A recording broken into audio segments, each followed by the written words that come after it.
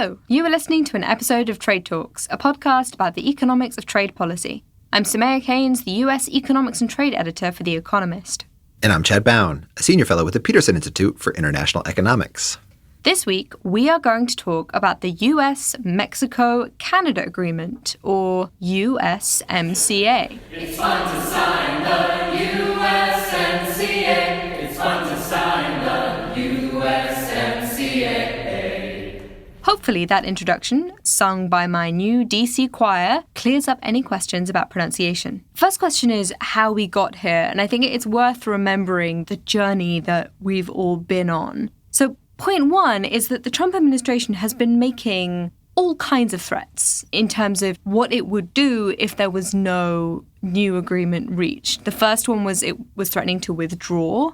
Then you had all these tariff threats. Potentially 25% tariffs on automobiles, trucks, parts. And those became credible when the Trump administration actually imposed tariffs on Canada and on Mexico on steel and aluminum back in June.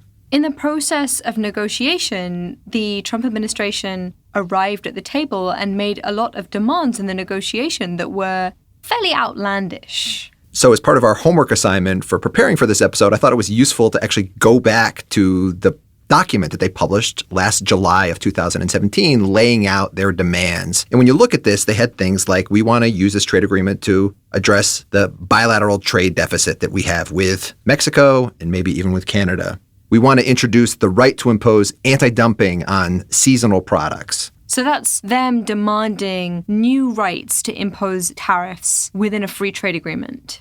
And along the way, the Trump administration reportedly added on a lot of new demands. They wanted a sunset clause that the deal could be halted by any one country wanting to get out of it after only 5 years. They wanted America-specific content for automobiles. They wanted 50% of the value of a car to be made up of stuff made in the United States only. They also, in the later stages, threatened to go bilaterally. The US did this agreement with Mexico. That was only a month ago or so. And, in the final weeks, it seemed like they were really getting ready to make some kind of bilateral deal and carve out the Canadians from the pact, which would have been absolutely devastating for the Canadian car industry had they gone through with that. In a number of online editions of major media outlets on late Friday, September 28th, were reporting that there was not going to be a deal with Canada and it was only going to have a U.S.-Mexico deal being submitted to Congress. Right at the last minute, Canada said, no, we'll come back to the table. And then on Monday, October 1st, we actually had this announcement of a three-country deal. Big picture, it looks like the Americans made a lot of threats. And in one sense, they kind of worked. This deal was done much more quickly than a normal trade agreement. Most of the wins of the Canadians and even the Mexicans seem to be that they maintained the status quo, which is a very strange thing to feel coming out of a trade negotiation. So to be fair, maybe we shouldn't read too much into the speediness of the timing, given that a lot of the work had already been done through the Trans-Pacific Partnership Agreement that these three countries had already negotiated before President Trump came into office.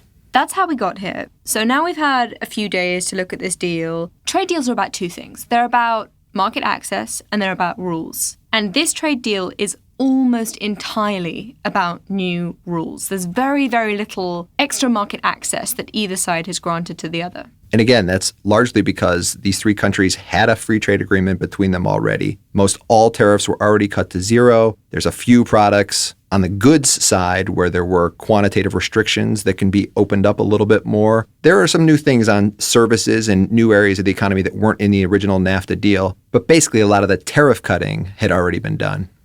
There are one or two exceptions, and the first relates to something that both Mexico and Canada agreed to, which is an increase in the de minimis thresholds. So when you send a teeny tiny object from the US to Mexico or Canada, if it's worth not very much, then essentially it doesn't face any customs duties or tariffs, and it gets to go through with less paperwork than a normal shipment. And so the fight was, well, how small does this thing have to be? How low can its value be before it escapes these duties and paperwork? And for the United States, this de minimis threshold has been relatively high. It's about $800. But for Canada and Mexico, it's actually ridiculously low. So part of the argument was to try to get Canada and Mexico to increase their thresholds so that you could see more cross-border trade from small and medium-sized enterprises occurring through electronic commerce, the internet, eBay, Amazon, those types of things. So Canada and Mexico both raised their thresholds. The other bigger one was dairy access. And this was one of the things that was agreed right at the last minute. The Canadians agreed to open up their dairy market to the tune of 3.6% of the overall market. And 3.6 doesn't sound very much, but it was more than the Americans got under the TPP. And I know that they were trying really hard to get more than they had done under the TPP, probably wanting to avoid people like us saying, well, couldn't you just have got this anyway with that other free trade agreement that you walked out of? But they got more. Though not a whole lot more. And clearly one of the outcomes of this, as Meredith Lilly said on an episode a few weeks ago, is that essentially those dairy farmers are now going to be compensated for that. So those are the market access items in the deal. There were some on services, but mainly this was about rules. And one of the biggest areas that they agreed was how dispute settlement was going to work in this new pact. So when one country accuses the other of breaking the rules, how does that get dealt with? And going back to the Trump administration's objectives, they had wanted to get rid of entirely some of these dispute settlement provisions in the old NAFTA. One of them in particular, this Chapter 19 that we've talked about a number of times, this special dispute settlement system where a country can challenge the use of anti-dumping or countervailing duties, these anti-subsidy tariffs that the United States especially likes to put on imports coming in from other countries. Canada really wanted to fight to keep this thing, and ultimately they did. It stays. The other major dispute settlement provision is this state-to-state dispute settlement, the normal way of filing trade disputes that the government brings forward. In the old NAFTA, that was called Chapter 20. In the New Deal, I think this is going to be referred to as Chapter 31. I should point out that there were some problems with that old Chapter 20, that state-to-state dispute settlement system. In order to hear these disputes, you're supposed to have a roster of judges that you can call upon to actually rule on the disputes. But ever since a dispute between the US and Mexico on sugar, essentially the US has just refused to approve the people that could potentially hear those disputes. And that's blocked the entire mechanism. And so there hasn't been a case in years and years using this process. Now, I've been hearing from informed people that as part of the negotiations, they did actually manage to get this fixed. There's an understanding that, yes, the roster will be agreed, and so this process will be unblocked. There are enough people out there claiming that this hasn't been fixed, that it's clearly a bit ambiguous in the text. So we will wait and see. But my understanding is that negotiators thought that they had addressed this problem.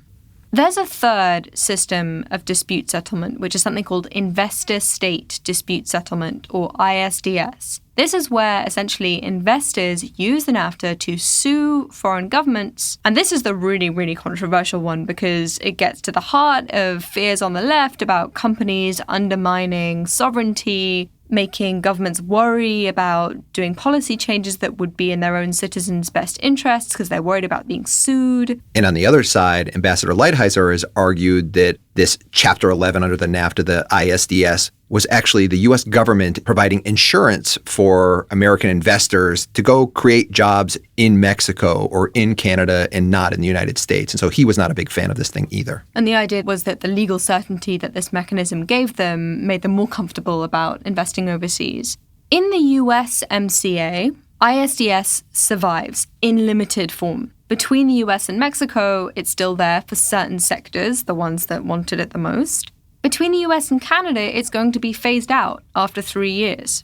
The Canadians are claiming this as a huge win for them. Of course, the Americans demanded it too, so I doubt that negotiation was very long. And so if, like me, you're wondering, well, what about the Canada-Mexico relationship? Did ISDS survive there? As Mona Pinchas-Paulson reminded me, even though it's not in this deal, Canada and Mexico have another free trade agreement between them, the CPTPP, which does have an ISDS chapter in it, which would protect the investors in that particular arrangement. So thanks, Mona, for reminding me. With all of those bilateral investment treaties, those other trade deals, if you're a company, a multinational company, and you really want to sue a particular government, then there's probably still going to be a way. And a lot of these countries do also have domestic courts that you could sue in as well. Longtime critics of trade deals have looked at this elimination of ISDS between Canada and the US and said, this is pretty good. And there are some other things in the deal that group of people quite likes. One of them, again on the rules side, is the labour standards that are baked into the deal. Here's Celeste Drake of the AFL-CIO, which is a Federation of American Trade Unions, and a group that's historically been extremely critical of the trade deals that America has agreed to. With respect to the labor provisions in the new NAFTA, there are some really meaningful improvements. It protects the right to strike. It clarifies what minimum wages mean. It makes sure that migrant workers have protection. It actually requires countries to address violence and intimidation against workers. And most importantly, there's an annex that requires Mexico to change its laws to eradicate the protection contract system, which is the system that Mexico and unscrupulous employers have used for years to push wages down and to keep workers in Mexico from organizing independent unions and bargaining for better wages. Those things are all better than the TPP, and certainly they're better than the current NAFTA, because the current NAFTA is a side agreement that has proved totally unenforceable. And that gets us to the crux of these changes. They're positive, but they won't be meaningful at all unless there are swift and certain enforcement mechanisms beyond the state-to-state dispute settlement system in NAFTA. Celeste doesn't seem convinced that the text, as it is currently written, goes far enough to address her concerns. So one of the traditional complaints by labor unions in the United States is when they have tried to convince the American government to file disputes against Mexico or other country for failing to enforce labor standards, the American government hasn't actually taken them seriously and brought these disputes forward. If the American government really wanted to show the unions that they were taking their concerns seriously, then they could just set up some kind of automatic mechanism whereby whenever the union wanted to file a dispute, the American government would automatically take it on and sue the Mexicans. That doesn't seem to be in the original text, but it is something that perhaps could get inserted into the implementing legislation when this thing comes closer to being inserted into American law. And it's not something that they would have to go back and negotiate over again with Canada or Mexico, because it would just be about how the Americans are conducting their own business in these types of disputes. Celeste wants a few other things to show up in these new enforceable labor standards. What we're looking for are additional things in the agreement. For instance, agreements between the parties to allow imports to be inspected, to make sure that the factories where they were produced followed the labor obligations, to allow for audits, to beef up the inspections and allow inspections to be monitored by international advisors, that kind of thing. And I'm sure the lobbyists representing American businesses will have some things to say about those proposals. The third big rule change relates to our favorite rules of origin for motor vehicles. And here there are some big changes. The old deal said that 62.5% of a car's value had to come from North America if it wanted to go from Mexico or Canada into America without paying any tariffs. And that 62.5% number came with some loopholes. So the new deal gets rid of those loopholes and increases that to 75%. That's 75% North American content. The other change is that a car now has to have up to 40% of its value made by workers earning on average $16 per hour. And I say up to 40% because car companies can get credits against that amount if they have research and development located in North America.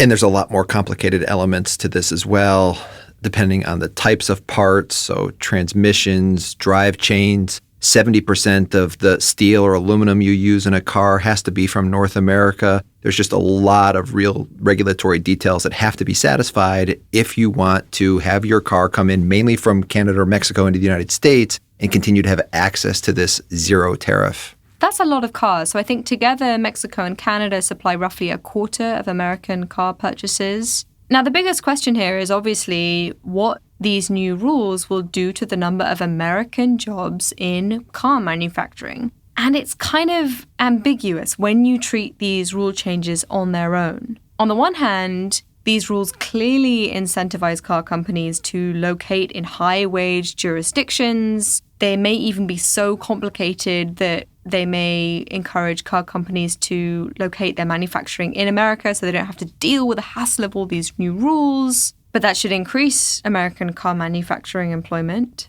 But on the other hand, these cost increases are ultimately potentially going to raise prices for American consumers. And some of the car companies may decide that consumers aren't willing to pay for that, and so they may choose an alternative. And currently, the alternative is to not satisfy all of these new rules of origin requirements and instead build your car in Mexico or Canada, ship it into the United States, not get the zero tariff, but pay that normal tariff that all other countries in the world that sell their cars in the United States pay, which is currently at least 2.5%. Maybe car company executives will just reject the deal and go for the cheapest method of manufacturing possible that doesn't include raising a huge amount of American content and jobs. But I'm skeptical that that's going to happen, and that's because of some of the other things that are also in this deal. Mexico in particular is clearly planning for the contingency that 2.5% MFN tariff, the one that car companies would have to pay in order to access the U.S. market for these non-conforming autos, the ones that don't meet the rules of origin, that tariff might not actually exist. And there's two different places where Mexico has inserted extra provisions about what would happen if the United States decided to raise its tariff. The first is under this Annex 2C.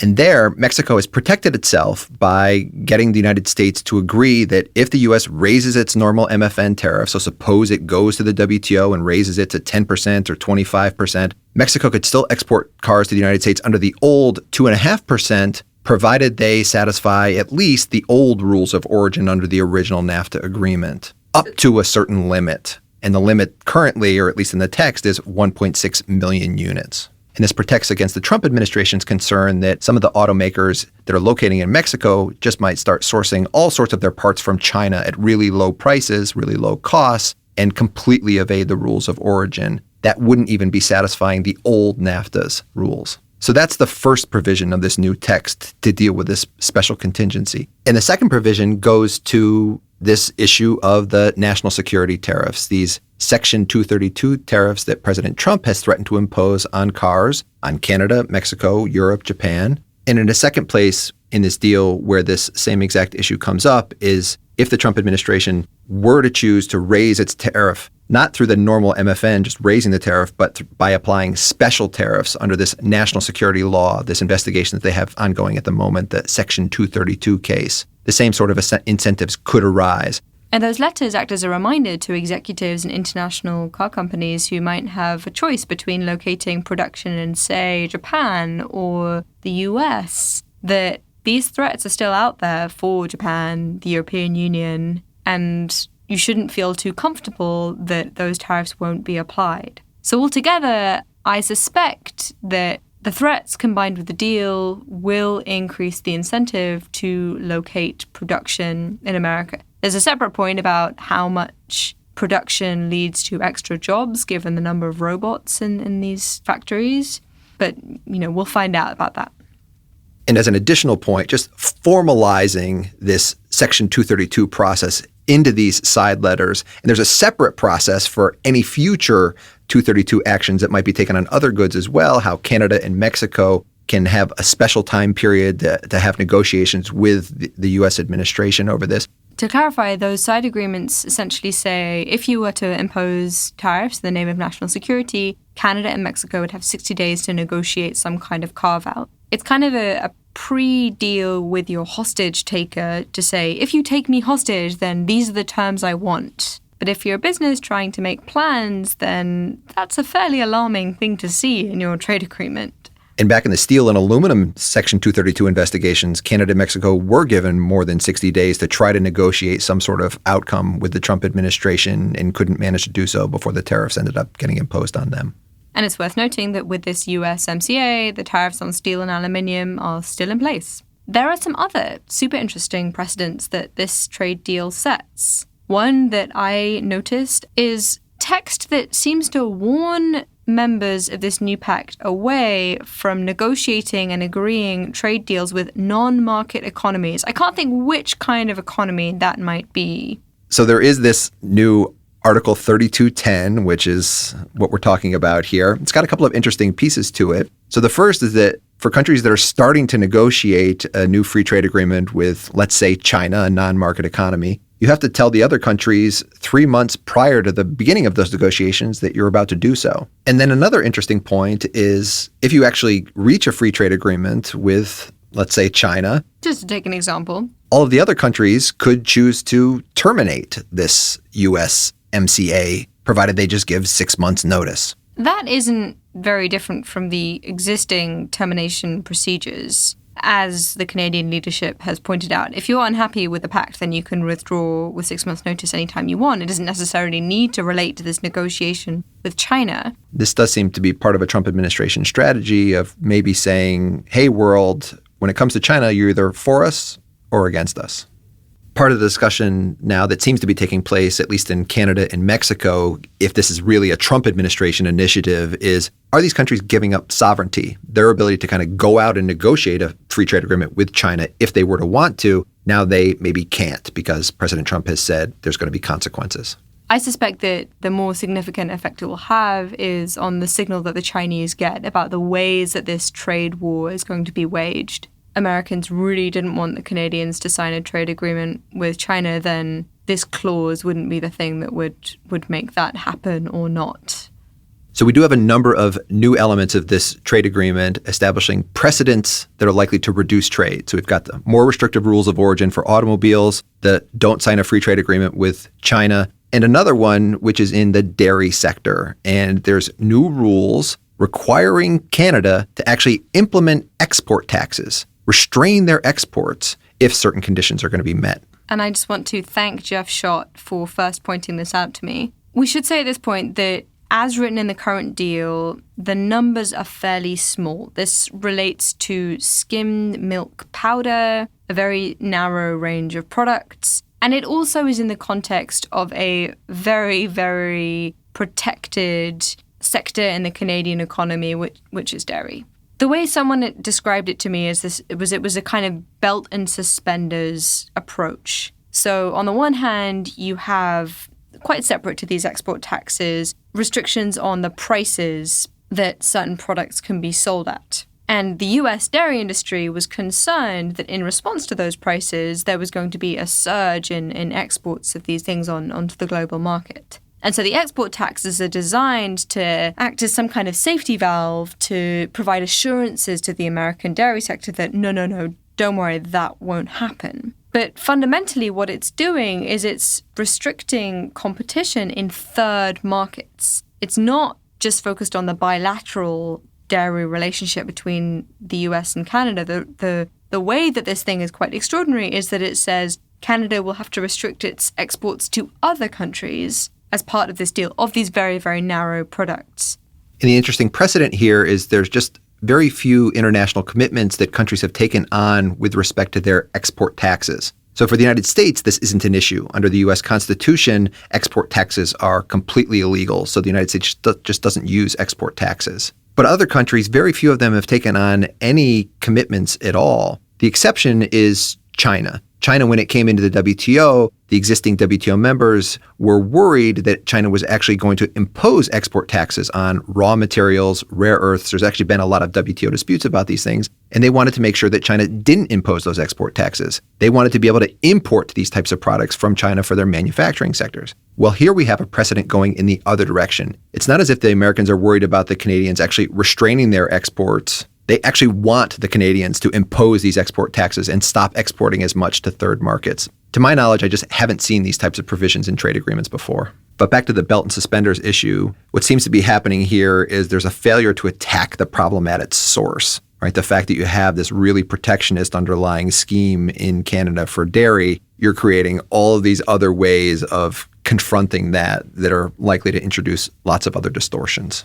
One of the other precedents that this deal sets is that it includes a sunset clause, not anything as strong as what the Americans were first proposing. there will be a review period after 6 years, and then the deal could be terminated 10 years later if the three parties don't agree to continue it. I think the danger is that you end up politicizing the process of renewing the deal, and another Mr. Trump comes along in 6 years' time. And the economic concern with that is having one of these sunset clauses just introduces uncertainty and erodes the value of having the trade deal in the first place.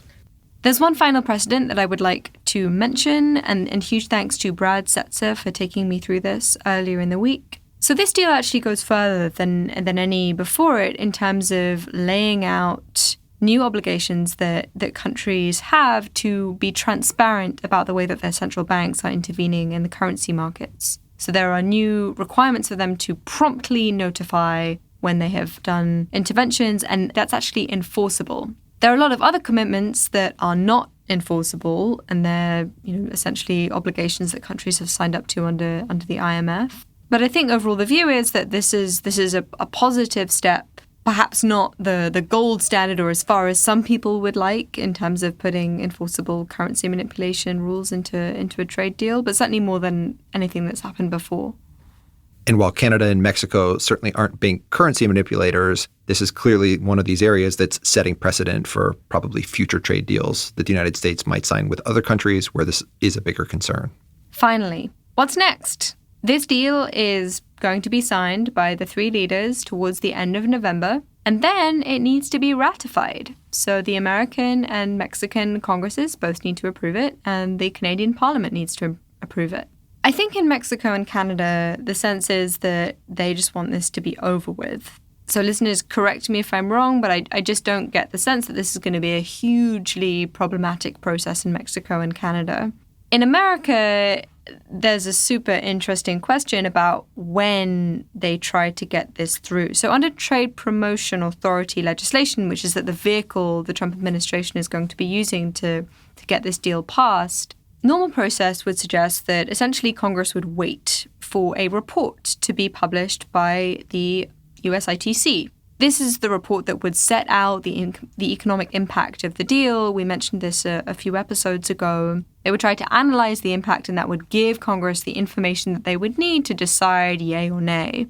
However, over the past couple of days, reports have emerged that if the Democrats win the House of Representatives in the upcoming midterm elections, then the Republicans would be so keen to get this through, and they know that would be very difficult under a Democrat majority House, that they might just try to push this thing through in the lame duck session, i.e. before the report came out. So we'll see. That would be unprecedented, but we do live in somewhat unprecedented times when it comes to thinking about trade agreements. If the Trump administration found that it had to wait and to try and push this agreement through when there were more Democrats in power, then they would have to pay attention to the concerns of the unions, the likes of Celeste, who have been warning that what they've seen in the deal right now might need to be improved before they could lend their wholehearted support. And while it's unlikely that they'd be able to go back to Canada and Mexico and ask for more, they may be able to do things in the implementing legislation that would help improve the deal from the perspective of unions and other types of groups like that. Here's Celeste. What we'll be doing next is trying to work with the administration and with members of Congress to make sure that we get the best final deal that we can, and implementing legislation that includes the right funding and the right provisions, that we know that enforcement of the labor obligations will be swift and it will be certain. And that is all for Trade Talks. A huge thank you to trade negotiators from the United States, Canada, and Mexico for bringing these negotiations to a close. Thank you. I would also love to thank Celeste Drake of the AFL-CIO, Brad Setzer of the Council on Foreign Relations, Kristen Chichek of the Center for Automotive Research, Meredith Lilly of the University of Ottawa, Jeff Schott, Chad's colleague at the Peterson Institute. It's been a busy few days. I really appreciate the time everyone took to share their thoughts about this deal. To learn more, read my piece in The Economist and Jeff Schott's breakdown as well. That's on the Peterson Institute website. And don't forget about me. I've been writing about this too. I just haven't found a home yet for the piece that I've written about the new USMCA. I'm sure we'll be tweeting it out once it's found a home. And thanks, as always, to our audio guy, Colin Warren. Thanks to all the listeners who wrote in with their suggestions of things we could cover. I'm very sorry we didn't get to all of them. Do follow us on Twitter. I'm at Samaya Keynes. And I'm at Chad Bown. And we're on @trade__talks. That's not one but two underscores, @trade__talks. Because when it comes to the USMCA, two countries trying desperately to stand strong against the Trump administration turned out to be better than one. And I forgot to thank my choir. Thank you to the 18th Street Singers in Washington, D.C. for their excellent rendition of how fun it is to sign the USMCA.